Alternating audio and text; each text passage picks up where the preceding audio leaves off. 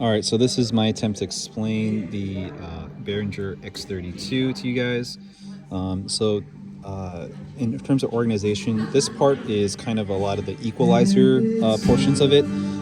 This section is really more of the main mix, and this over here is the buses. And the explanation for buses is that it's just a way to reroute music to a separate thing. So like for here, we have the in-ear monitors, which is what they are specifically hearing, not what the house mix is hearing. But in any case, the important things here to know is that over here, they're already assigned, labeled, so like Nicho, Jane, Diane, all the other instruments are here as well.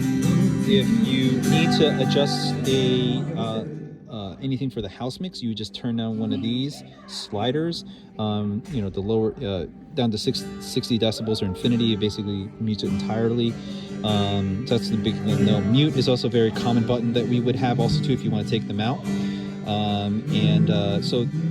Channel 1 through 16 are the main mix.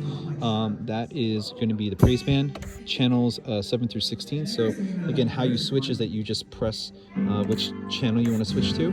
And so when you switch these channels, it changes, you can see the labeling, it changes to a totally different input source.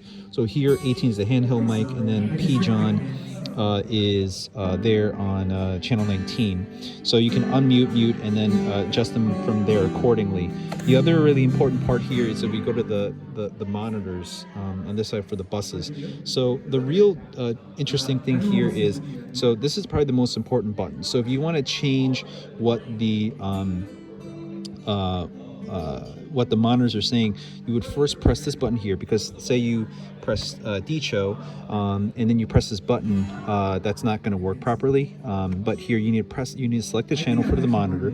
So again, not the group DCA, but the bus. So you hit the bus, then select the correct channel, then hit sends on fader, and I'll zoom out for a second. So you can see here that if I press the sends on fader button, this is what the main mix looks like. But if I press sends on fader, this is actually what the praise team is hearing in their in-ear monitors.